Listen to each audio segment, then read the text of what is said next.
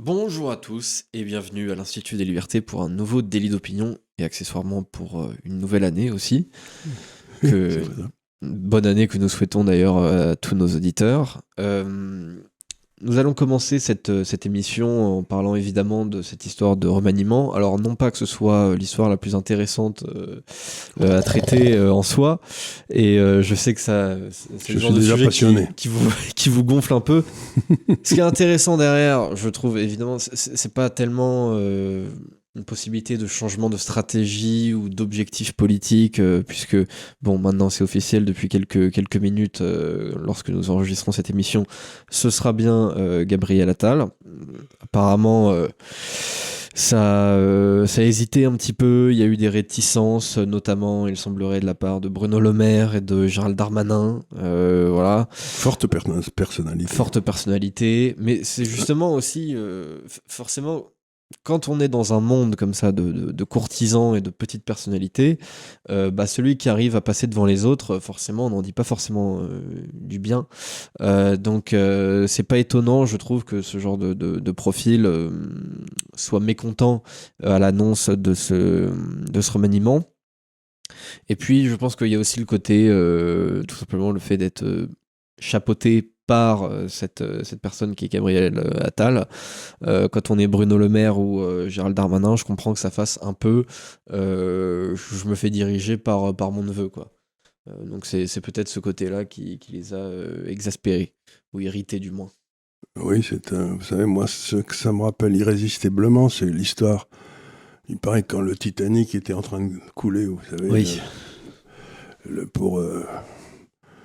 pour que ça se passe pas trop mal, enfin, que pas les gens passent à autre chose, on a donné des ordres aux gens des salons de ranger les chaises mieux, parce que ça s'appelait ranger les chaises sur le pont du Titanic, vous savez, bon, le Titanic est en train de couler, c'est notre cher pays, et puis il y a des gens qui vont ranger les chaises dans le salon. ouais. Ou qui les réorganisent d'une manière. Qui mettent les chaises de gauche à la place de la chaise de droite, où il y en a un quelque chose doré, ça énerve les autres.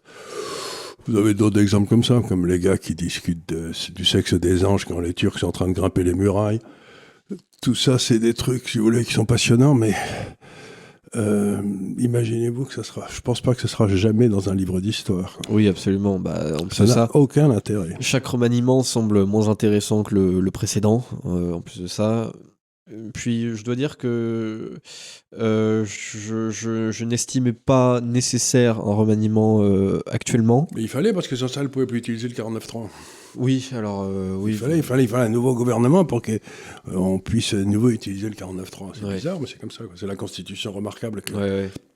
que nous avons, qui n'a cessé de s'améliorer depuis 58, quoi. Ouais, c'est ça. Et puis, bon, on sent un petit peu d'amateurisme quand même dans la mise en place de cette histoire-là. C'est-à-dire que Elisabeth Borne remet sa démission. Elle est acceptée par le président.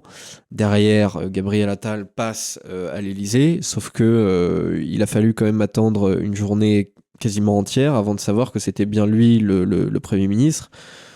Quelque part, Mais en plus, Emmanuel Macron était pas sûr de son coup. il a l'air bien élevé et propre sur lui, ce gamin, mais Ouais. il a 34 ans. Oui.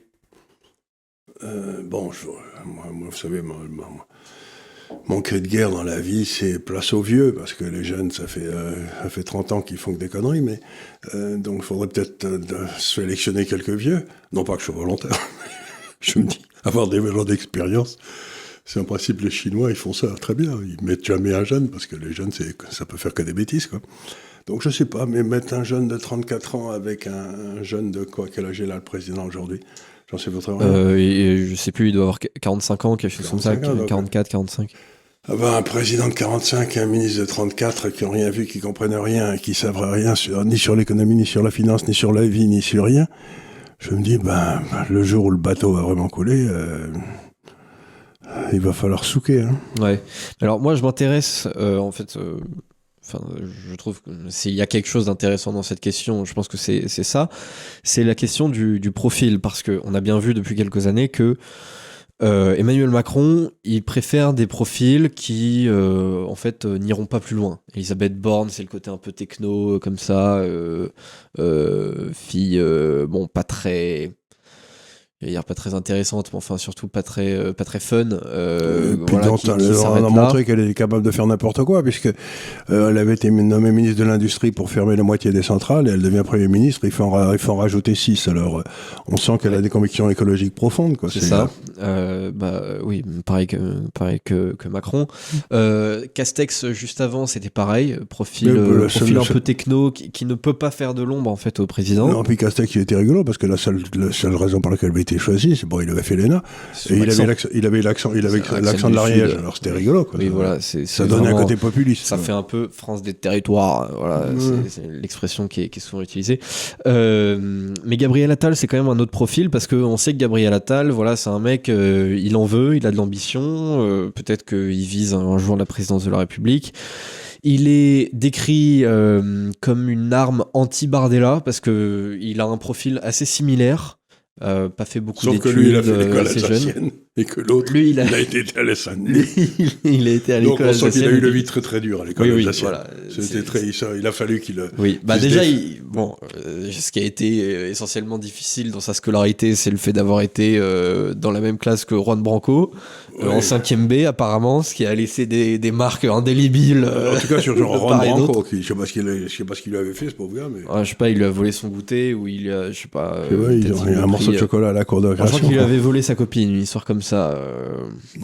Forcément impardonnable. En 5e ? En 5e.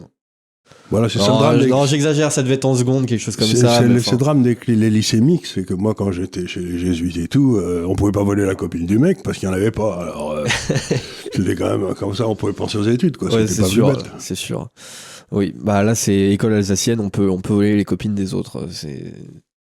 Ils sont pas tenus, ces protestants. Ouais. Non, et surtout, en plus de ça, il y a tellement d'entre-soi dans ce milieu-là, forcément, oui, tu voles la copine de l'un, tu la retrouves forcément quelques années plus tard où tu ailles. Je crois que, attendez, bougez pas, il y a sur les promotions de Sciences Po, de l'ENA, d'HEC, je sais plus quoi à Paris, et ça viennent des mêmes 30 jardins d'enfants à Paris, donc il peut y en avoir 2 ou 3 au jardin d'enfants à l'école alsacienne. Ah oui, même plus. Quelques-uns à Saint-Jean-de-Passy, quelques-uns puis doivent se retrouver, quoi. Ah oui, je pense que l'école alsacienne, c'est peut-être le plus gros, peut-être le lycée avec le plus gros pourcentage de cooptation de cette élite administrative, je pense, à mon avis, qui ensuite va à Sciences Po, tout ça, l'ENA... mais donc, ce qui m'intéresse, c'est un peu ce que Macron veut faire d'Attal, parce que que la question se pose en fait derrière. Non, mais ça m'intéresse beaucoup. Évidemment, c'est très hypothétique, mais évidemment, il y a l'ombre de 2027 qui se profile. On sait que Bruno Le Maire a envie d'y aller, Darmanin peut-être, Gabriel Attal possiblement. Et la question qui se pose, c'est un peu qui Macron va choisir comme héritier.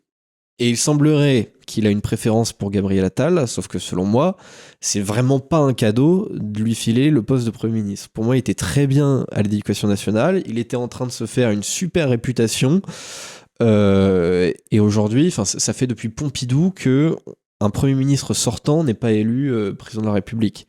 Et le dernier président de la République à avoir été avant Premier ministre, c'était Chirac, mais il n'avait pas réussi à transformer l'essai la première fois, quand il était d'abord Premier ministre de 86 à 88, il n'a pas réussi à être président en 88. Il a dû attendre 7 ans de plus pour l'être. Donc c'est vraiment pas un cadeau, selon moi. Moi, je trouve cette question extraordinairement, si je peux me permettre, sans vouloir être méchant, mais inintéressante, parce que qu'est-ce que vous voulez que ça me foute ? D'abord, je serai peut-être plus là, en 2027, pour ce que j'en sais, puisque j'ai 80 balais, tout peut arriver. Mais en plus, si vous voulez, vous allez élire quoi ? Un type qui a aucun pouvoir, qui sert à rien, qui représentera rien, on n'a plus aucune souveraineté. Mais à quoi il va servir ? Il va aller... autrefois, on disait, je veux pas inaugurer les chrysanthèmes, mais... dans le monde qui est en train de se préparer, quel est l'intérêt d'être président de la République ? La seule chose, c'est qu'on retrouve nos souverainetés et ensuite qu'on ait un débat politique en France sur la façon dont on va être gouverné. Mais à quoi ça sert ? C'est comme si vous me disiez que vous allez être, je sais pas, président du comité d'honneur pour la culture du géranium, quoi. Ça ne sert plus à rien, président français. Certains vous diront peut-être qu'il est urgent d'être président pour justement brader un maximum de souveraineté à Bruxelles. Mais il n'y en a plus. On n'a plus, on a tout bradé. Pas qu'il y en ait d'autres. On a tout bradé, qu'est-ce qui reste à brader ? Là, actuellement, je dirais qu'il reste l'armée et le nucléaire. L'arme nucléaire, mais à quoi ça sert l'arme nucléaire? L'armée en est 60 000, l'arme nucléaire. Plus sur l'énergie nucléaire. L'énergie, bon, l'arme nucléaire, je veux bien, mais vous n'allez pas l'imaginer que les Turcs nous envahissent, ou que les Turcs qui sont en France se révoltent et que l'armée turque vole à leur secours. Ce qui est une hypothèse qui peut arriver en Allemagne d'ailleurs. Bon, vous n'allez pas tirer l'arme atomique sur la France? Non, c'est clair. Si vous voulez, aujourd'hui, les guerres qu'on va avoir, c'est pas des guerres où on va passer dans le pays d'à côté, où on va aller les mettre sur la gueule. C'est des espèces de guerres civiles, quoi. Vous ne pouvez pas utiliser l'arme nucléaire dans une guerre civile. Ouais. Donc, si vous voulez, moi, tous ces gens qui sont en train de raisonner comme si ils allaient se battre pour prendre la place de Gaulle, De Gaulle, oui, il prenait des décisions, il avait des politiques, mais là, ils servent à rien. Je comprends pas. Non, moi non plus, je comprends pas. Je comprends pas. Bah, je vois bien, la place est bonne, ils gagneront de l'argent, très bien, j'en sais rien, d'ailleurs, on m'en fout. Mais à quoi ça sert de se donner un mal de chien pour être président dans un théâtre d'ombre? Je sais pas, je pense que c'est vraiment un ego trip, c'est le fait de se dire, voilà, j'ai envie d'être président, du coup je suis président, même si derrière, enfin je veux dire, vous ne faites rien qui vous inscrit en soi dans l'histoire, vous êtes une anecdote, pas plus, et pourtant vous avez normalement la fonction suprême d'un grand pays, oui. Quoi. Mais c'est sûr, moi ça ne m'intéresserait pas aujourd'hui d'être président de la République, c'est plus d'emmerde qu'autre chose. Non, c'est ça. Et trop d'emmerde et pas assez de pouvoir. Le président actuel aujourd'hui, il est tellement craintif et peureux que je sais pas si vous passez devant l'Élysée, mais c'est devenu un bunker, ce truc. Oui, totalement. Vous pouvez plus passer à pied, vous pouvez plus passer en voiture. Quand est-ce qu'il a des contacts avec les gens, ce gars-là ? Je sais pas. Il paraît que auparavant, Mitterrand sortait régulièrement pour aller chez son libraire à pied. Oui. Aujourd'hui, Macron, quand il sort, il y a 6 bagnoles supplémentaires. Il est dans une bagnole avec les vitres teintées, on ne sait pas que c'est lui. Donc, bon, ce gars-là vit en prison. Belle prison quand même, mais ouais. Oui, bah, enfin, la prison, c'est l'endroit où, je sais pas, pour moi, il vit en prison, donc il n'est pas libre, il a une vie de merde, enfin, j'en sais rien. Donc, si vous voulez, je regarde ça avec stupéfaction. Et que des journalistes se donnent un mal de chien pour écrire des papiers, pour expliquer ça le laisse encore plus pantois. Mais c'est sûr. Fallait que j'en parle quand même, mais je savais que ça allait pas vous intéresser beaucoup. Donc le sujet suivant. Je m'intéresse à des zombies, des êtres qui n'ont rien, qui sont vides. Non, c'est surtout moi ce que j'aime bien faire dans ces émissions, c'est certes parler d'actualité, mais je veux que ça ait un écho dans le temps. Et ça, c'est le genre d'actualité qu'on commente sur le moment, qui est très intéressante pour les plateaux télé parce que ça permet d'avoir quelque chose à dire. Et encore. Mais derrière, c'est quelque chose dont on ne se souviendra pas peut-être dans 5 ou 6 ans, quoi. Donc, sujet suivant, on va reparler des élections américaines. On en avait parlé dans la dernière émission fin décembre. Parce que, au niveau timing, le moment où on en a parlé, c'est un peu le moment où la présidentielle a vraiment démarré. Oui. Il s'est passé, même en l'espace de 2 semaines, il s'est passé pas mal de choses depuis. Notamment les 2 cours suprêmes, alors, du Colorado et du Maine, qui veulent empêcher Trump de se présenter à la primaire républicaine. Alors c'est ma première question. Est-ce que c'est une menace sérieuse, ça ? C'est du pipeau, ça. C'est du pipeau pour une raison très simple, c'est qu'ils se servent d'un texte de loi qui avait été créé après la guerre civile c'est ça. Pour interdire aux gens de se présenter.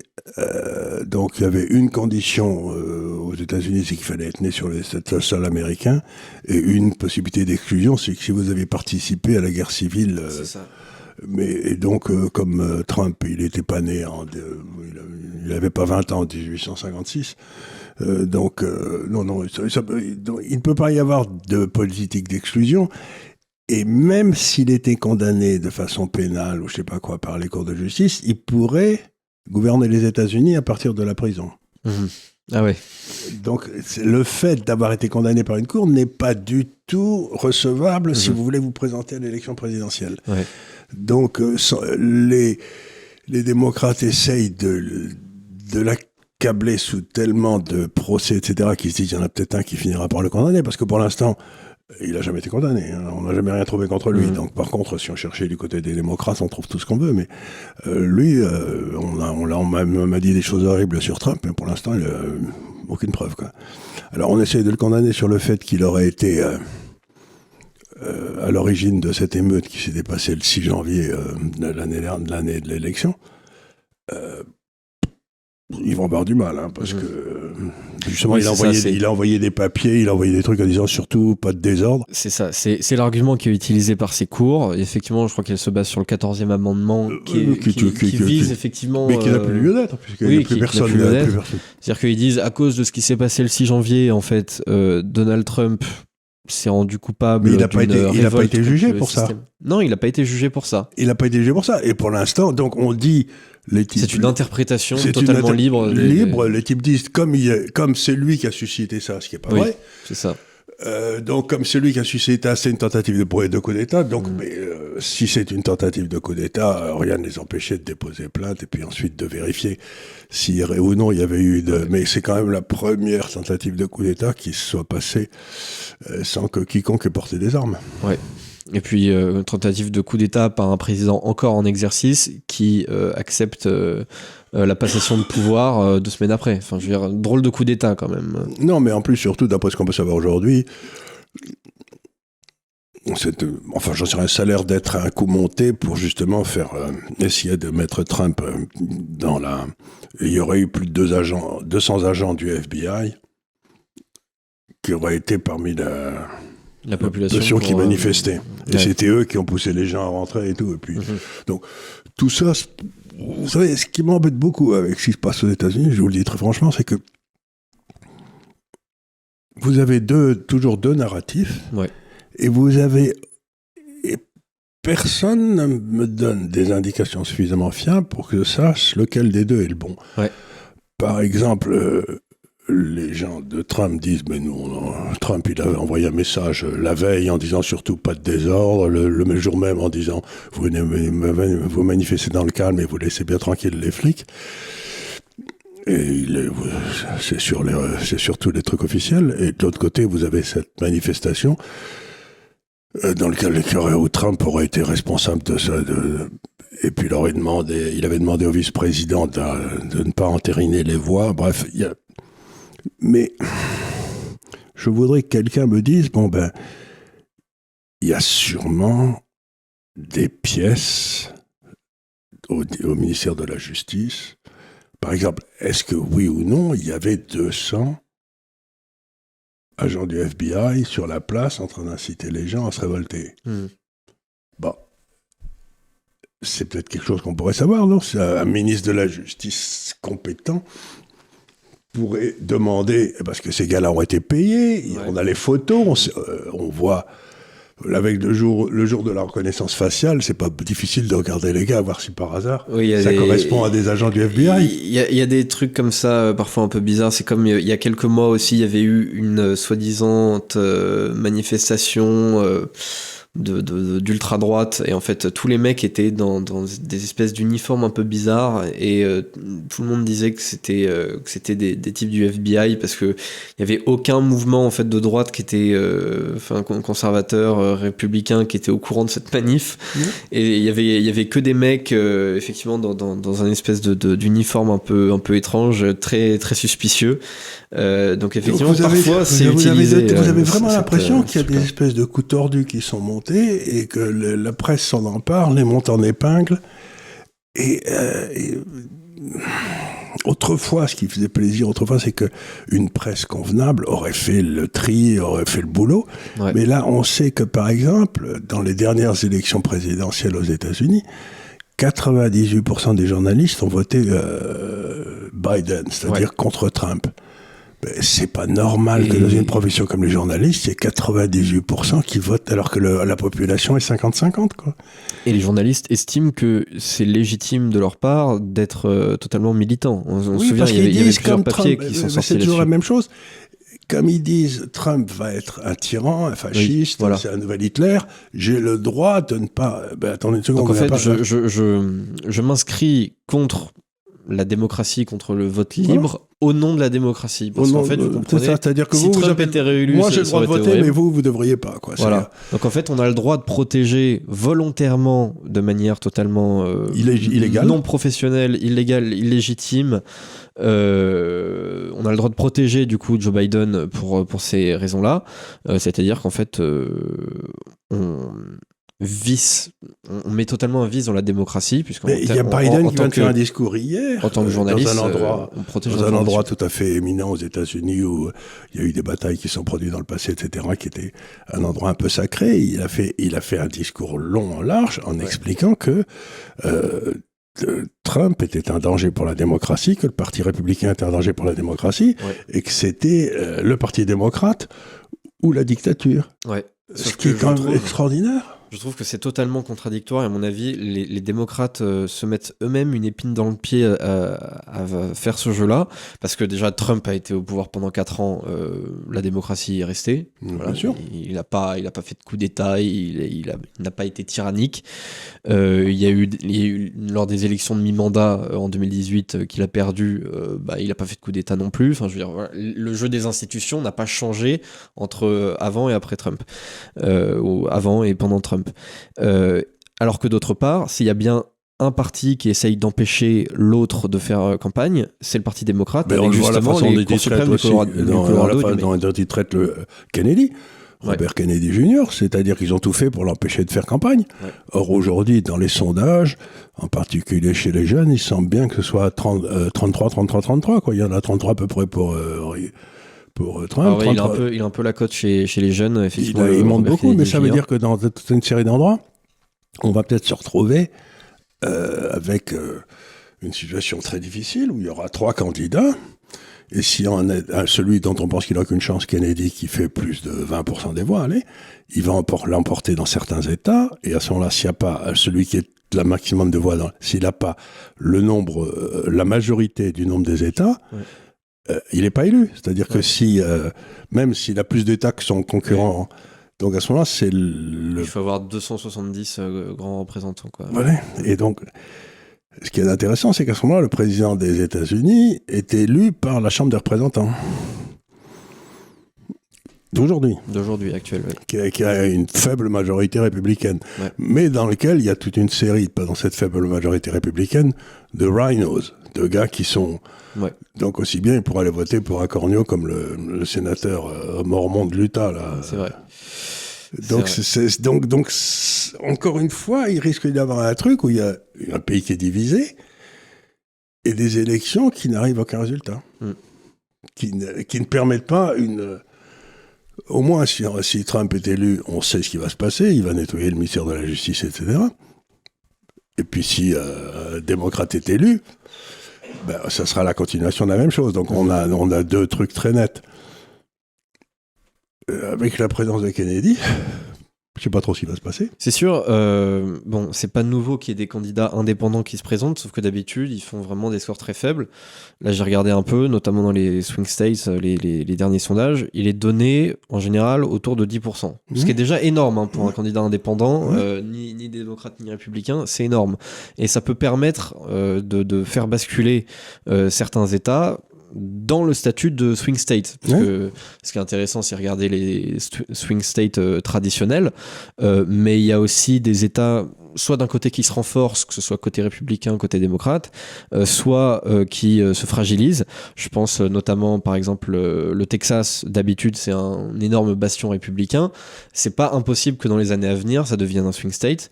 La Floride, c'est en train de devenir un peu l'inverse, c'est-à-dire que c'était un swing state et c'est en train de devenir très républicain, notamment grâce à l'action de DeSantis. Donc il y a aussi des États comme ça qui peuvent basculer. Ce qui se passe, c'est que c'est horrible à dire, mais il y a tous les Californiens qui se barrent de Californie parce qu'ils ne peuvent pas y vivre, qui arrivent au Texas, et pas qui se mettent à voter démocrate, de façon à transformer le Texas en Californie. On ne peut pas s'empêcher de penser, de se dire, écoutez les gars, si vous vous barrez parce que vous ne supportez pas les démocrates, votez pas démocrate, mais ça fait rien. En fait, les gens ne sont pas toujours logiques. Ils ils aiment bien le moment où ça vient de passer démocrate, parce que ça peut être sympa pour eux sur le plan sociétal et tout, mais ensuite lorsque les années se poursuivent, c'est un peu moins drôle. C'est comme New York, c'est sympa juste après le passage de Giuliani. La Californie, c'est sympa dans les années 80-90. Bon, quand ça devient un nid à drogue, en fait, on peut faire on a des shoplifters qui peuvent pas être poursuivis derrière par les magasins.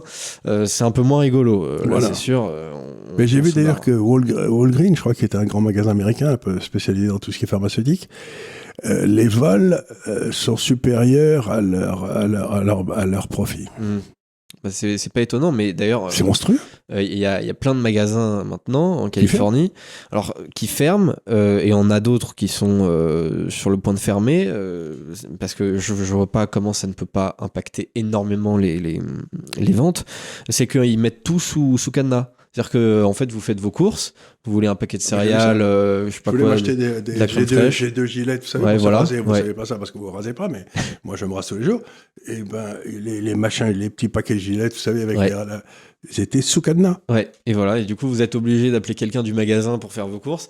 Imaginez, vous voulez remplir un caddie entier, ça va prendre un peu de temps, quoi. Il va falloir du personnel. Donc les pertes derrière pour les magasins sont absolument énormes, mais il y en a plein qui ferment et qui disent en fait non, nous on veut pas être là, et qui ouvrent d'autres magasins, du coup dans des États un peu plus civilisés, et c'est souvent des États républicains en fait.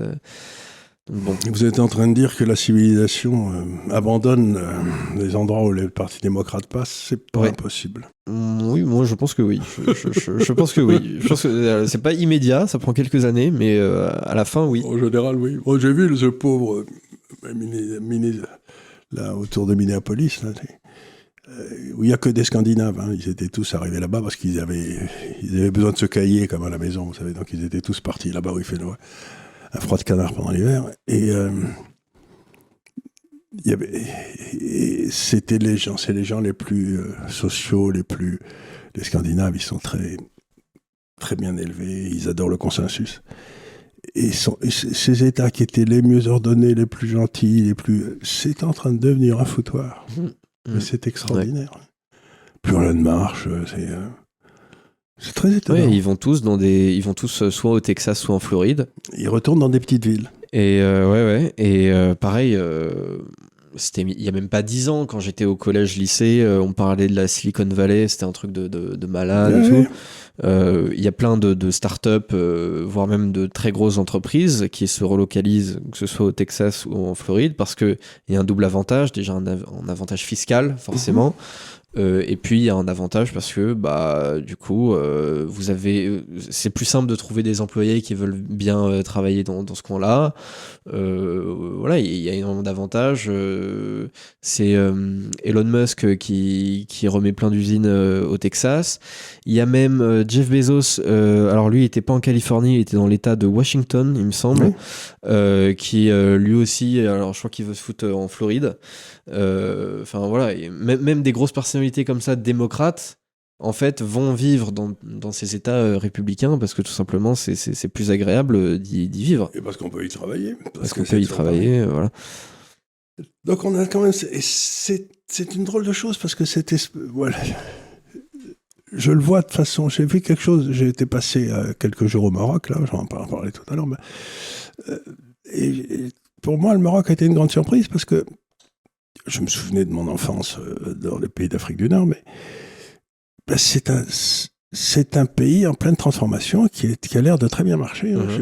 J'ai été très surpris, tout était propre, il y avait des logements partout, les maisons étaient belles, l'immeuble aussi, vous aviez des stations-service, des autoroutes.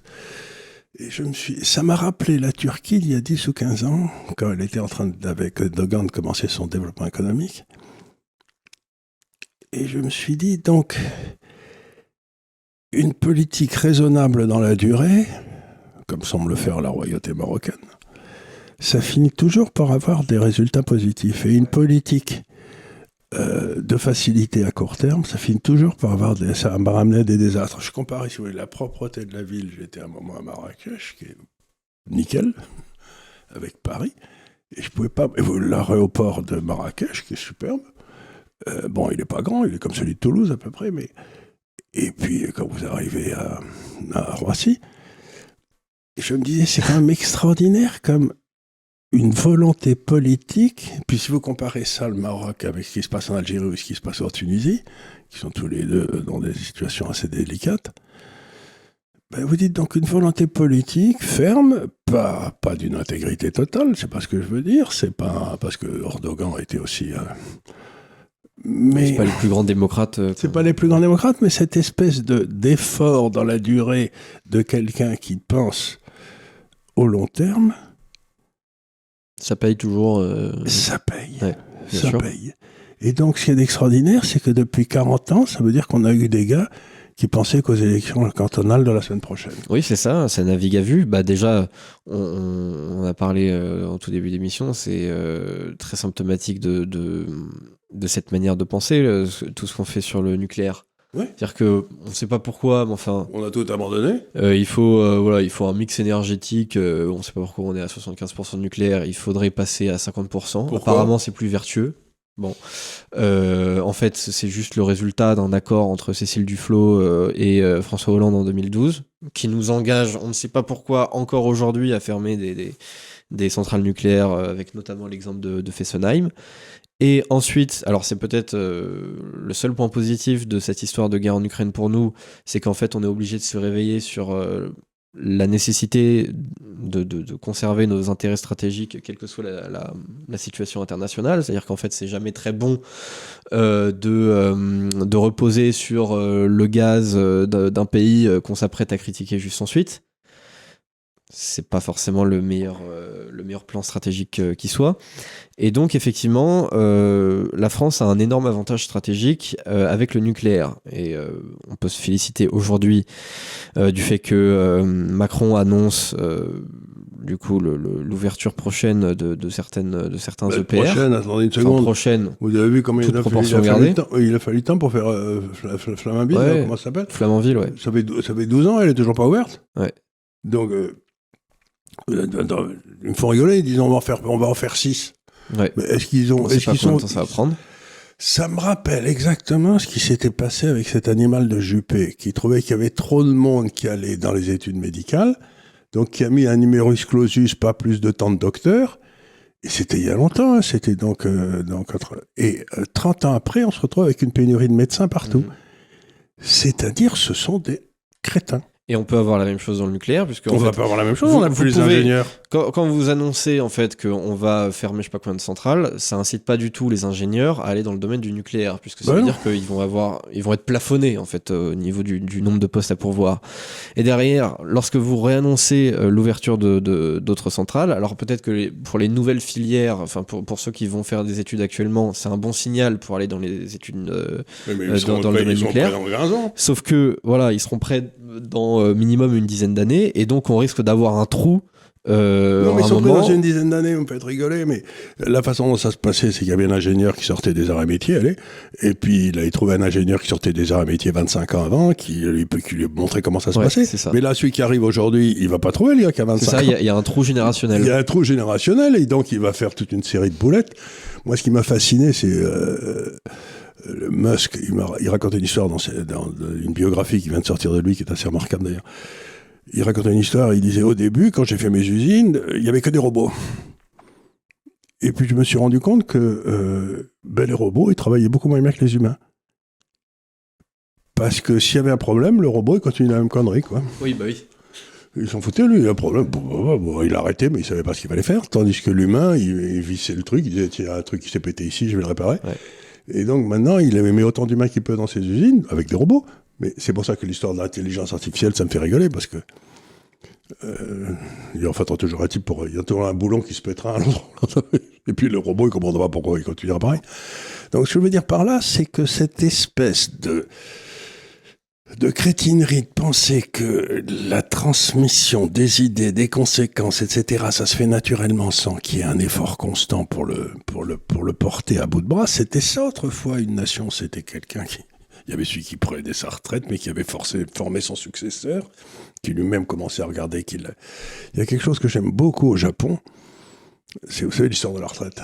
Les types qui sont particulièrement bons à transférer leurs connaissances comme ça, dans les boîtes, on vient les voir quand ils ont 55 ans et on leur dit on va vous faire un grand honneur. Oui, dit le japonais, toujours très sensible aux grands honneurs. Vous ne prendrez jamais votre retraite. Vous resterez toujours dans l'entreprise pour expliquer ce qu'est cette entreprise, comment elle marche. Donc, les meilleurs dans les entreprises au Japon, ils sont distingués. Vous ne prendrez jamais votre retraite. Ouais. Je trouve ça au poil. Ouais. En fait, ça vous dit ça, que les civilisations peuvent être différentes. Mais je trouve ça incroyable que, je ne sais pas, si vous étiez dans une usine, etc., quand on vient de vous voir, quand vous avez 55 balais, on dit vous avez été tellement bien que vous resterez là comme un témoin pour les générations suivantes. Oui. Je trouve que c'est une idée brillante. Oui, mais c'est sûr, c'est beaucoup d'honneur, hein, c'est sûr, de dire, en fait, on veut tellement pas se séparer de vous que même on va vous garder quand vous avez 85 ans. Mais oui, c'est ça. Et donc, vous montrerez, vous ferez peut-être partie des équipes dirigeantes, mais c'est pas ça, c'est simplement... Et ils ont une autre truc que j'aime beaucoup au Japon, c'est quand un artisan a été particulièrement bon, l'empereur le reconnaît comme un trésor national. Alors, si vous savez faire Donc, cette idée de valoriser le travail pour dire, celui-là, il le fait partie, c'est comme d'être un numéro 1 mondial au tennis, quoi. Ça arrive rarement. Mais tout ça, c'est une façon, on considère que le travail, c'est une pénibilité qu'on peut vous remplacer par des machines. Mais c'est pas vrai du tout. Le travail, c'est toujours un truc qui est là, et d'un seul coup, vous avez un gars qui découvre quelque chose auquel personne n'avait pensé. C'est pas une machine qui le fera. Ouais. Non, c'est sûr, la robotisation, c'est un phénomène logique, mais c'est sûr, il faut quand même de l'humain pas loin. Parce que, il faut remplacer le robot, faut faire quelque chose. Ou le robot, il se met à déconner. Le robot, il se met à déconner, du coup, faut quelqu'un pas loin. Mais c'est surtout, ça aide pour les tâches très mécaniques, très. Voilà. Mais... répétitives, complètement, celles qui sont complètement ennuyeuses. Voilà, mais c'est celles ça. qui sont vraiment intéressantes, c'est. Moi, je trouve ça quand même. Toute cette discussion, on l'a à peu près à chaque génération, sur le côté destructeur d'emploi de la machine, ça m'en fout, parce que ça détruit des emplois idiots, mais ça en crée beaucoup plus d'intelligents. Oui, absolument. Et donc, il y a aussi autre chose, c'est pas vraiment le sujet du jour, mais qui me tracasse beaucoup, c'est ces élites françaises avec lesquelles je parle, je travaille, ou j'en sais rien. Et finalement, je suis arrivé à une idée assez curieuse, c'est qu'ils méprisent de façon extraordinaire l'intelligence manuelle, le travail des mains. C'est-à-dire que moi, je le vois, si vous voulez, il y a des gens avec qui je suis qui ont une intelligence manuelle. Moi, je suis un crétin manuel, donc j'ai 2 mains gauches, je ne sers à rien. Mais il y a des types qui font avec leurs mains des trucs tout à fait extraordinaires, qui ne sont pas plus malins que les autres, c'est pas plus bête. Mais je veux dire, il y a aussi, quand vous parlez à ces gars-là, ils définissent le travail comme le gars qui a un chapeau en fer sur la tête et puis un maillot de corps et qui travaille en donnant des coups de marteau sur quelque chose et qui a très chaud et qui a très froid. Ouais. Mais c'est pas ça le travail manuel, c'est une extraordinaire stupidité. Vous voyez un artisan, quand vous voyez un type qui faisait des meubles laqués ou j'en sais rien. Donc. Comme on veut pas que les gens fassent ça, on multiplie les études qui servent à rien. On en fait des travailleurs pour McDonald's. Ouais. Après 2 maîtrises de sociologie. C'est censé être plus. C'est censé être plus valorisant. Moi, tout ça, c'est des anecdotes qui reviennent à la même chose, mais je vous raconte tout ça parce que j'ai vu des Suisses et tout ça, donc c'est pas du tout la même idée, mais j'avais dans une famille très très honorable que je connaissais très bien à l'époque, un fils qui était pas le plus malin de la classe, mais c'est même pas la question, mais dont l'ambition dans la vie, c'était d'être garagiste. Ouais. Il est devenu employé de banque. Parce que c'est pas dans ces familles-là, on n'était pas garagiste. Ouais. Et je me suis dit, non mais quelle connerie. Mais pourquoi pas garagiste si ça lui fait plaisir au gamin? Ouais. Il aurait peut-être été un très bon garagiste. Ouais. Et heureux comme tout. Et donc, ce mépris qu'a, dans le fond, cette bourgeoisie française pour le travail manuel, c'est curieux. Non, c'est sûr. En plus de ça, derrière, ça fait que on a quand même besoin d'emplois comme ça. Et essayez de trouver un plombier. Ouais. rapidement. Et ça sert aussi comme argument derrière pour faire venir énormément de main-d'œuvre immigrée. Pour dire, voilà. Mais qu'ils sont pas particulièrement formés pour ça, voilà, d'ailleurs. Mais juste, on a besoin de ça parce que les Français veulent plus faire ceci, cela. Non, c'est pas que les Français ne veulent plus le faire, c'est que On leur a pas appris. c'est pas valorisé correctement. C'est pour ça que c'est bien quand même qu'il y ait ces histoires de lycée professionnel et tout, parce que il y en a, ils sont pas faits pour être doctorants, je sais pas quoi.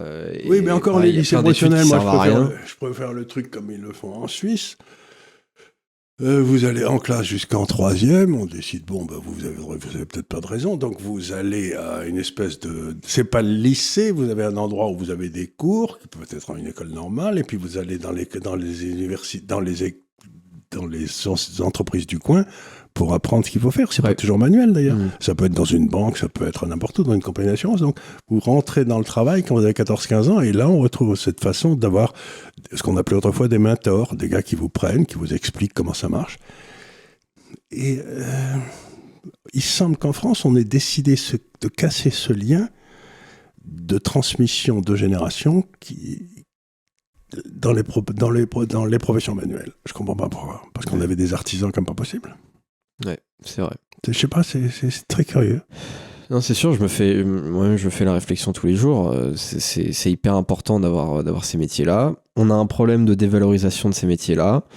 Je pense aussi que peut-être comment dire, il y a une volonté absolument de se mettre à l'abri, en fait, aussi financièrement par rapport à ça, donc de faire en fait des métiers qu'on n'a pas envie de faire, mais parce que au moins on aura peut-être quelque chose à se mettre sous la dent après le 20 du mois. Donc là-dessus, il y a peut-être aussi un rôle de l'État dans la dose de prélèvement. C'est-à-dire que ces métiers manuels-là, en fait, ils peuvent rapporter beaucoup d'argent si on laisse les gens tranquilles. Donc là, peut-être aussi, il y a une surprésence de l'État dans les prélèvements. Dans les salaires, dans les prélèvements sur les salaires. C'est ça. Il y a quelque chose qui se passe dans notre pays où on valorise le travail du rond de cuir, enfin la présence du rond de cuir au bureau, et on dévalorise le rôle de l'entrepreneur et le rôle du travail manuel de façon systématique. Et je comprends pas pourquoi. Ça me paraît... Ouais, surtout qu'en plus de ça, je trouve que le travail manuel aujourd'hui, plus on en manque, plus les prix du coup peuvent augmenter par la rareté du coup du personnel. Et puis je trouve que c'est aussi une assurance du coup potentiellement d'être rapidement son propre patron, voilà, et derrière si vous êtes un employé de banque mais qu'il y a une crise du secteur bancaire, ou je sais pas, il va y en avoir d'autres, hein. Alors je connais la banque depuis, parce que j'ai travaillé avec ma grand-maman et je la suis depuis toujours, hein. Il y a une chose de certaine, c'est qu'il y aura toujours des crises bancaires. Ouais. Ça, je me fais pas de soucis. C'est sûr. Il n'y a rien de plus prône à la crise que les banques. Mais alors, pour revenir un petit peu au sujet, parce qu'on s'en est un peu éloigné pour terminer cet entretien, pour revenir au sujet des élections américaines. D'ailleurs, on va parler tout de suite de la Fed. Vous avez fait une émission avec Emmanuel, hein, oui, en disant qu'il était en train de... En parlant de ça sur... Et le papier de cette semaine, c'était d'expliquer que ça peut pas marcher, quoi. Ouais. Donc, on arrive... Mais alors, pourquoi justement cette prise de décision de... parce que si la Fed ne baisse pas ses taux, ne la baisse pas, le déficit budgétaire, compte tenu de la hausse des frais financiers sur la dette passée, va exploser. Et donc, on arrive maintenant au moment où, vous savez, je vous en ai souvent parlé dans le passé, de ce qu'on appelle une trappe à dette. Ouais. Vous savez, où l'accumulation de la dette devient beaucoup plus rapide que la richesse qui est créée pour payer cette dette. Vous avez donc une espèce de delta qui se crée là, pouf. Et quand vous avez une exponentielle qui se compare à une autre exponentielle, si vous me croissez de 3% par an et puis l'autre de 2% par an, au début, ça se voit très peu, vous savez, ça monte. Puis il y a un moment d'inflexion dans les deux courbes, d'un seul coup, il y en a une qui se met à monter comme ça, et l'autre qui monte pas du tout comme ça, et donc à ce moment-là, Et la dette dans tous les pays de l'OCDE est en train d'atteindre ce niveau où maintenant on sait, de façon quasiment certaine, qu'elle va se mettre de monter de façon complètement exponentielle. Et que la croissance, elle va pas suivre, elle va rester 1 ou 2% par an, quoi, à tout péter, si tout va bien. Donc ça devient maintenant toute croissance marginale qui va avoir lieu dans les années qui viennent va être de plus en plus consommée par la dette.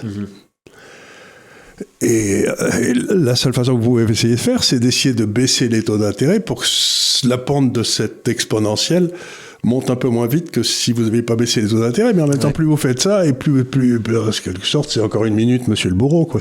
Oui, c'est un peu de ça. Ouais. Donc, bah oui, tout le monde le sait. On est en train d'arriver partout, en Angleterre, en France, en Allemagne. Tu vois, ça va mal en Allemagne, d'ailleurs. Il faudrait peut-être qu'on en parle. Oui. Et donc voilà, pour moi, c'est un truc... ce qu'il y a d'extraordinaire, c'est que c'était complètement visible, qu'ils ont fait toutes les astuces pour essayer de le diminuer le plus longtemps possible, mettre les taux d'intérêt à zéro, les taux négatifs, enfin... Mais que, ça y est, la réalité frappe à notre porte, quoi. Et donc... voilà, donc encore une fois, je répète ce que j'ai dit, je ne sais pas ce qui va se passer. Parce que quand vous avez ces deux exponentielles qui s'écartent, c'est ce que disait Einstein, il disait la force la plus importante de l'univers, c'est les taux d'intérêt composés. Et une fois qu'on commence à... Oui, on va rajouter 0,1% à 0,1% à 0,1%, etc. Ça finit par... Vous savez, c'est la vieille blague. Y a le type qui a inventé les jeux d'échecs, c'était en Inde, hein. Et il y a le Maharaja qui lui dit c'est vachement bien ton truc, combien tu veux être payé? Il dit je demande pas grand chose, je demande vous mettez 1 grain de blé sur le premier carré, puis 2 grains de blé sur le suivant, puis 4, et puis 8, et puis c'est tout. Et tu arrives au 64e, il avait tout le blé du monde. Et donc le Maharaja l'a mis à mort pour lui apprendre à raconter des conneries quand même. Donc les taux d'intérêt composés, c'est monstrueux. Il faut jamais se laisser entraîner là-dedans. Si vous vous laissez entraîner dans une hausse des taux d'intérêt comme ça, en tant qu'État, vous êtes mort. Ouais, et ça va pas faire remonter l'inflation derrière ça? Je sais pas, parce que si vous voulez, en même temps, les gens, pour payer leurs dettes, ils vont être obligés de diminuer d'autres dépenses. Donc, aussi bien, ça va faire baisser les prix des autres dépenses, puisqu'il y en aura moins d'acheteurs. Vous savez, c'est toujours pareil. Donc, je ne sais pas exactement ce que ça va faire, mais ça veut dire en tout cas que nos États sont en train de rentrer en état où ils vont devoir choisir entre la dette, les fonctions régaliennes et les fonctions sociales. Ouais, notamment on pense au domaine de la santé aux États-Unis. Les fonctions sociales aussi. Regardez chez les transferts chez nous, ça doit être 20 ou 25% du PIB, j'en sais rien. Donc il y a un moment, j'ai une vieille cousine qui est plus âgée que moi, qui vit dans la région d'Aix et qui, je crois, pour vivre 450 € par mois. Bon, comment peut-on vivre avec 450 € par mois, mais la pauvre. Et n'importe qui rentre en France de son âge touche 900 € par mois du gouvernement. Ouais. Comment est-il possible de distribuer 900 € par mois à des gars qui arrivent de l'extérieur et à laisser des Français avec 450 € par mois qui sont au-delà du seuil de misère, quoi. Donc il y a quelque chose qui ne va pas du tout dans le système, quoi. Oui, effectivement. Donc où on supprime les 450 €, ou on supprime les 900, ou on supprime les deux, mais à l'allure où la dette va, il va falloir faire ça. Effectivement, il y a des gens de plus de 61 ans qui viennent sur le territoire national parce que en fait, ils peuvent toucher du coup le minimum vieillesse comme ça. Ils ont un grand-père ou une grand-mère, ou j'en sais rien, bref. Ou sur le grand-père ou le grand-mère d'enfants qui sont ici. Donc on arrive à un moment où la dette est en train de s'écarter comme ça, de façon accélérée. Et on a des tels stocks de dettes que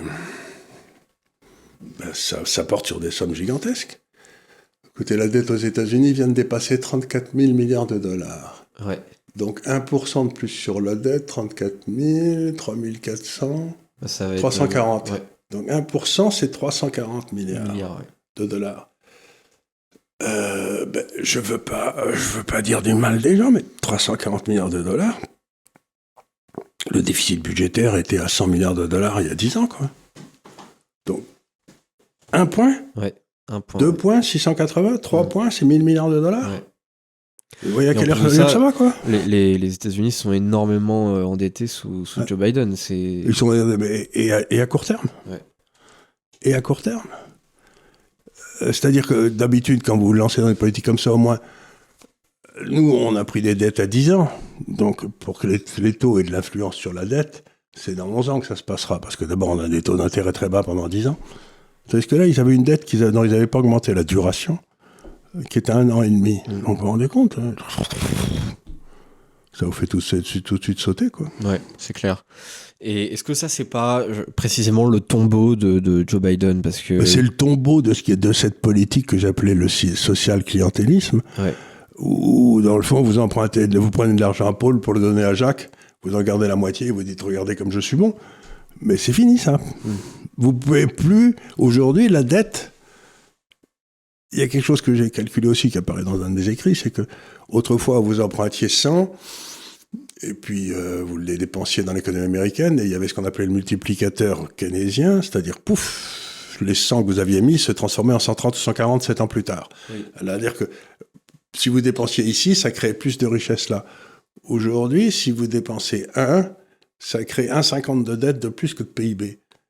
Donc vous vous retrouvez, plus vous endettez, plus vous plongez vite. Oui, bah, c'est aussi, évidemment, ça dépend de où est utilisé l'argent de la dette. C'est-à-dire que si vous l'utilisez, par exemple, pour prendre un exemple qui vaut d'être utilisé pour la France, si vous êtes dans les années 60-70, vous vous endettez pour faire des centrales, pour construire des centrales nucléaires. Bah c'est pas pareil que si vous vous endettez pour faire des transferts sociaux. Or aujourd'hui, c'est très important ce que vous dites, et j'ai écrit des papiers là-dessus aussi. C'est que vous avez l'épargne dans un pays à investir, et à cette épargne que vous et moi on fait comme des bonnes petites fourmis qu'on est, vous rajoutez les profits des sociétés. Ça donne de la masse des capitaux qui peut être investi à un pays à un moment donné. Et il faut qu'il y ait des systèmes pour que cet argent, ce capital, aille au secteur productif. Ouais. Et ben ça, c'est justement, bon, il y a le système bancaire, etc. Puis pour qu'il aille aux meilleurs entrepreneurs. Donc il faut que l'argent soit cher pour que seuls les meilleurs entrepreneurs puissent emprunter cet argent. Mais si vous prenez cet argent qui devrait... Et ça, si vous faites ça, si l'argent va aux meilleurs entrepreneurs, le stock de capital augmente. Donc le gros travail, c'est que vous avez une épargne qu'il faut ensuite transformer en capital productif. Ouais. C'est ça le rôle du système financier. Vous prenez de l'épargne à gauche et vous la transformez en machine à droite. Hein. C'est ça. Mais si vous prenez l'épargne à gauche et que vous la transformez en acquis sociaux, ben le stock de capital, il ne monte plus. Ouais. Oui, ils font comme neige au soleil. Ouais. Ils font comme neige au soleil. À ce moment-là, la productivité baisse et tout le monde s'appauvrit. C'est ça. Et bien, c'est là où on est. Oui, exactement. C'est là où on est. Et donc, si vous voulez, c'est là qui est extraordinaire. Vous dites, c'est là où on est. Et on vient me parler de remplacer Tartampion par Tartemuche. Ouais. Et je me dis, mais c'est pas le sujet. Oui, c'est sûr. Vous voyez ce que je veux dire? Mais c'est vraiment pas le sujet. Donc vous dites, c'est Biden. Mais en fait, Biden, c'est toute une espèce de mouvement qui a commencé dans les années 60 avec Johnson. Ouais. Qui était de prendre l'argent du secteur productif pour le distribuer dans le secteur non productif et gagner les élections avec ça. Et ça a créé une espèce de corps à Washington. Washington est quand même la ville aux États-Unis où le revenu moyen est le plus élevé des États-Unis. Et il y a les plus belles fortunes. Et vous dites, mais comment vous avez gagné votre truc? En nous piquant du pognon? Oui, c'est sûr, c'est pas par... C'est pas par la création de pognon, c'est par le vol. Washington, c'est la capitale de la kleptocratie du monde. C'est honteux. Oui, et Biden, c'est vraiment le gros représentant de ça. Parce que le budget du secteur de la santé aux États-Unis augmente de jour en jour. Enfin, c'est un truc de malade mental. De fou, c'est un truc de fou. Je prends des pilules que je m'achète pour toutes les maladies qu'on attrape quand on a 80 balais. Quoi. Le cœur qui flanche, tout, il n'y a rien qui marche. Enfin, ça part en morceaux. Si vous voulez, si je me l'achète en France, ça me coûte 70 centimes la pilule, et si je l'achète aux États-Unis, c'est $7 la pilule, quoi. La pilule. Et donc vous dites, mais et c'est des médicaments qui sont dans le secteur public depuis 10 ou 15 ans, quoi. Ouais. Donc, qu'est-ce que c'est que ce système? Il n'y a personne qui... c'est du vol à la tire. Ouais. Non, c'est sûr, c'est un système extrêmement dysfonctionnel, c'est clair. Et est-ce que... Bon... est-ce que Joe Biden, au final, vous pensez... Il est gâteux, il est foutu. Mais est-ce que vous pensez qu'il va être candidat? Parce que... Non, on va nous je trouve annoncer. que la question se pose de plus en plus. Là, maintenant que la campagne commence à être vraiment lancée, qu'il y a des meetings, on voit Donald Trump dans une forme absolument olympique. On a l'impression qu'il a pas pris une ride depuis 2016, voire même il est encore plus fort qu'avant. Enfin, je veux dire, c'est absolument remarquable. Et derrière, on a Biden qui bafouille, qui a envie d'aller dormir, qui sait pas où il est. Sur un tapis. Voilà, il sait pas avec qui il est, à qui il faut serrer la main, à quelle heure il est, où est-ce qu'il est, pourquoi il est là. Il arrête pas de baisser dans les sondages aussi, parce que faut quand même se rappeler, en 2020, c'était un moment particulier parce que Donald Trump a battu quand même son propre record de nombre de votes. C'est pour ça qu'il y a toujours eu des doutes, parce que c'est quand même... Voilà. Et la raison pour laquelle, en tout cas selon toute vraisemblance officielle, la raison pour laquelle Biden a été élu, c'est parce que on a convaincu des gens d'aller voter contre Trump. Oui, et aussi parce que jamais il y avait eu autant dans l'histoire des États-Unis de vote par correspondance. Oui. Qui est une façon, comme le disait Pompidou, de faire voter les morts. Quoi. Oui, alors oui, donc, littéralement.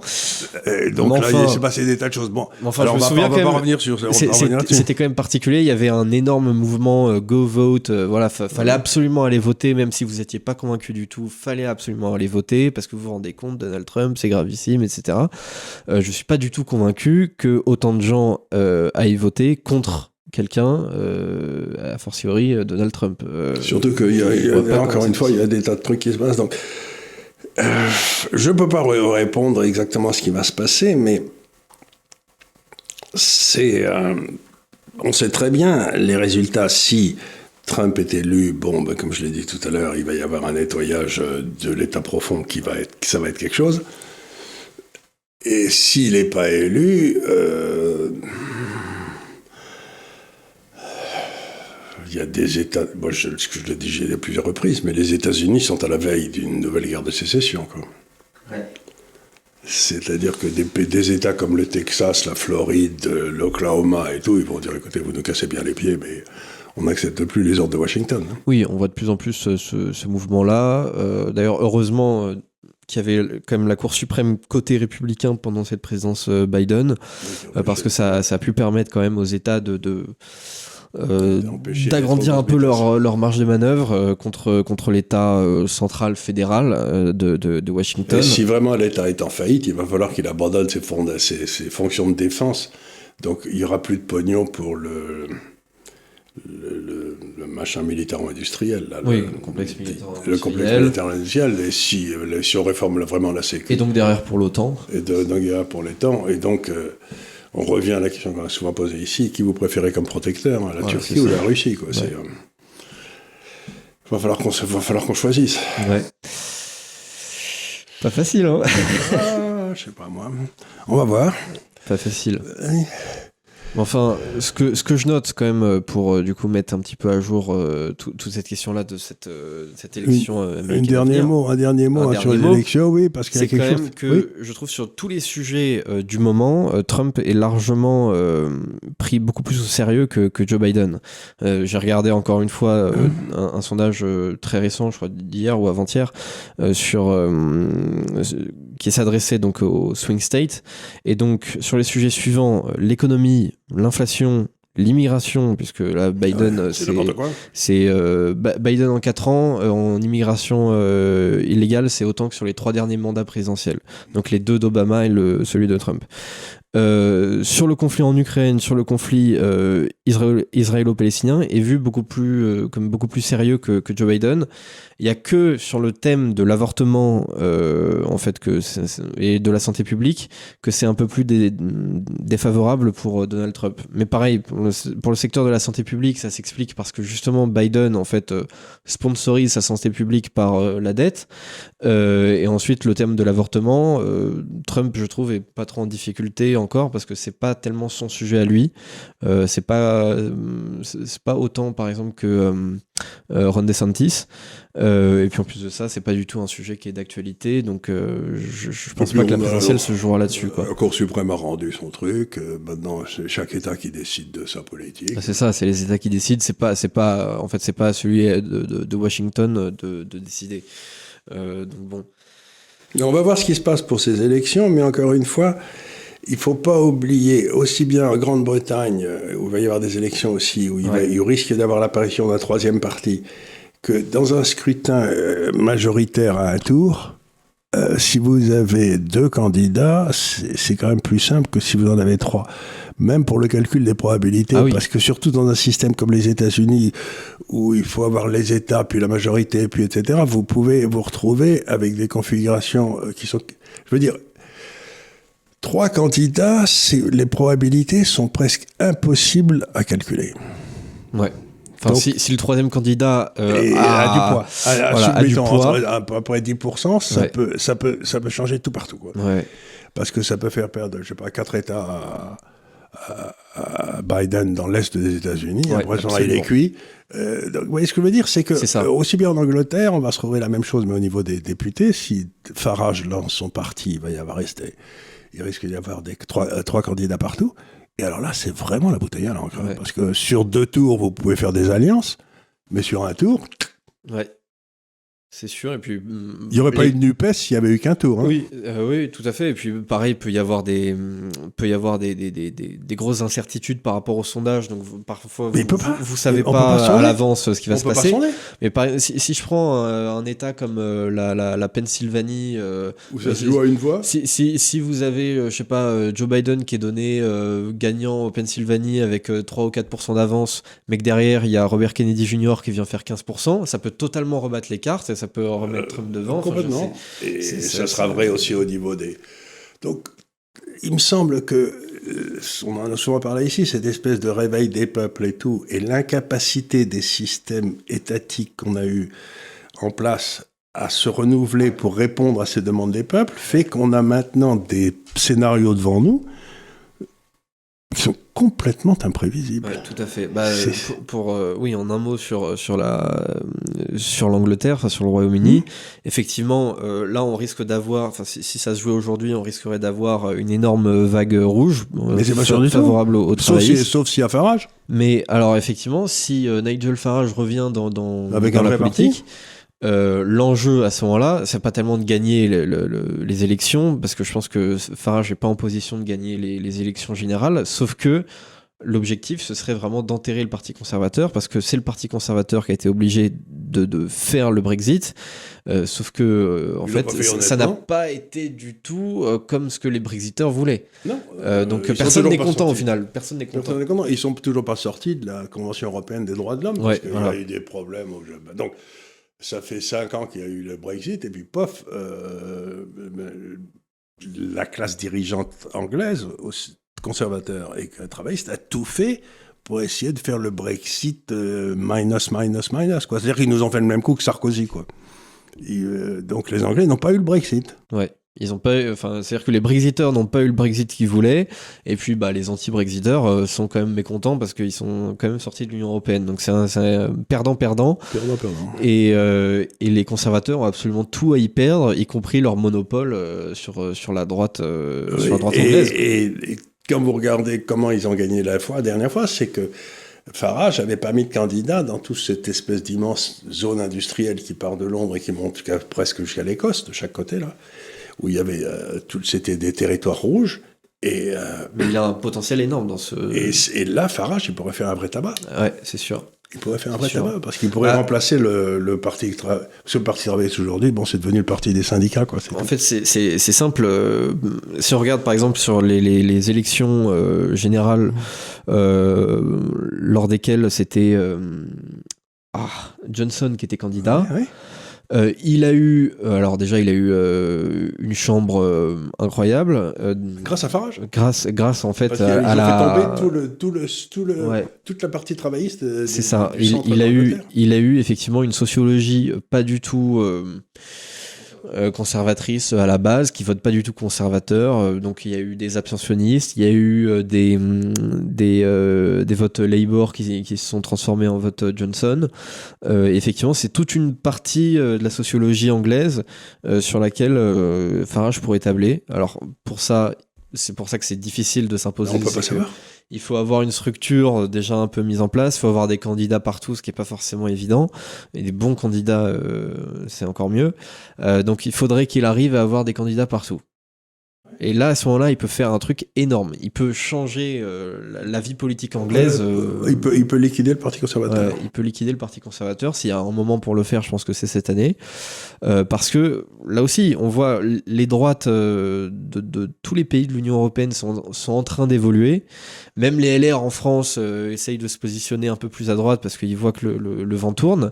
Mais enfin, partout, en fait. Je suis sûr qu'il y a des tas de gens de gauche qui votent pour Erdogan en Hongrie. Oui. Pas pour Erdogan, pour Orban. Et pour Orban, parce que il correspond à une demande populaire, quoi. Ouais, c'est ça. Et on voit partout. Farage pourrait être le Orban anglais. Les droites d'aujourd'hui en Europe qui sont en train de gagner, qui sont en train d'arriver au gouvernement, que ce soit en Italie, bon, même s'il n'y a aucun résultat, mais je veux dire, c'est sur l'intention, que ce soit en Suède, dans plein d'autres pays, on voit que c'est pas les mêmes droites que les droites des années 90-2000. Alors que les conservateurs, eux, ils restent dans leur sillon de la droite Cameron, quoi, 2000. Ou Cameron, moi je dirais plutôt c'est la droite 1880, parce que ce qui est bien avec les Anglais, c'est qu'ils changent vraiment. Oui, enfin, oui, non, mais c'est le même esprit, quoi. Mais du le coup, conservateur britannique, c'est autre chose. Ils se réadaptent pas du tout. Ils auraient dû, selon moi, se réadapter. En fait, ils auraient dû faire leur révolution idéologique avec Johnson, mais ils sont pas du tout allés au bout. Et surtout avec Johnson les a trahis en plein milieu. Ça c'est ça. Donc, ça a été un pantin, Johnson. Voilà. C'est affreux. Et aujourd'hui, ils ont même pas un pantin. C'est directement. Il a même pas besoin de faire semblant, Rishi Sunak. L'homme de Davos. Donc, ils n'ont pas du tout être représenté par les hommes de Davos. Ça, c'est fini. Hein. Ouais. Le dernier, c'est on l'a ici, à Paris, avec monsieur. C'était l'homme de Davos. Bon, oui, mais c'était pas une bonne idée. Hein. Ouais, non, c'est clair. Enfin, voilà, du coup, ça aussi, ça va être une affaire importante à suivre, cette histoire. Mais ce que vous dites est intéressant, c'est qu'on a une vraie contradiction entre les systèmes électoraux qui sont hérités du passé et la disposition géographique, sociologique des gens. C'est-à-dire que nos systèmes électoraux sont complètement inadaptés à ce changement de politique. C'est-à-dire que c'est soit le système électoral qui doit changer, soit c'est les acteurs du système électoral qui doivent complètement shifter aussi. Donc, en Angleterre, soit ils renoncent à leur système, mais j'y crois pas trop parce que c'est tellement ancré, tellement important. C'est le système du winner takes all de chaque en un tour. Je pense pas qu'ils vont changer, sauf que du coup, s'il y a 3 joueurs, voilà, s'il y a 3 joueurs, c'est pas pareil. Après, c'est forcément un jeu qui favorise le fait qu'il y ait 2 joueurs, mais du coup, il faut qu'il y en ait un qui prenne la place de l'autre. Donc il faut absolument que les conservateurs prennent la plus grosse branlée de leur histoire, ce qui semble pas totalement impossible à l'heure actuelle. C'est pas du tout impossible. Donc c'est voilà, ce que disait encore une fois Milton Friedman, buvons un coup, il disait « Les hommes politiques ne changent jamais. C'est les électeurs qui les changent. » Ouais. Je trouve ça au poil comme formule. Il faut les virer. Il a tout à fait raison. Sortez les sortants. Voilà, donc en plus de ça, quitte à ce que les conservateurs perdent, autant qu'ils perdent pour de bon. Et quelque chose qui apparaisse en contrepartie. Voilà, exactement. Voilà pour cette émission, première émission de l'année. Encore une fois, je vous souhaite à tous une très belle année 2024. On va pas s'ennuyer une seconde. On va pas s'ennuyer, enfin j'espère pas. Ce que je dis comme en fin d'émission à chaque fois, c'est que ces émissions elles sont disponibles en format podcast, sur Deezer, sur Spotify, sur Apple Podcast, que nous sommes sur tous les réseaux sociaux possibles, du moins sur lesquels on peut circuler en Occident. Et évidemment, n'hésitez pas aussi à mettre un pouce bleu, à vous abonner, à commenter. Ça aide vachement pour le référencement, pour que d'autres gens puissent voir les vidéos dans leurs suggestions YouTube. Je crois que c'est tout ce que j'avais à vous dire. Sinon, merci et à la semaine prochaine pour un nouveau délit d'opinion. À bientôt.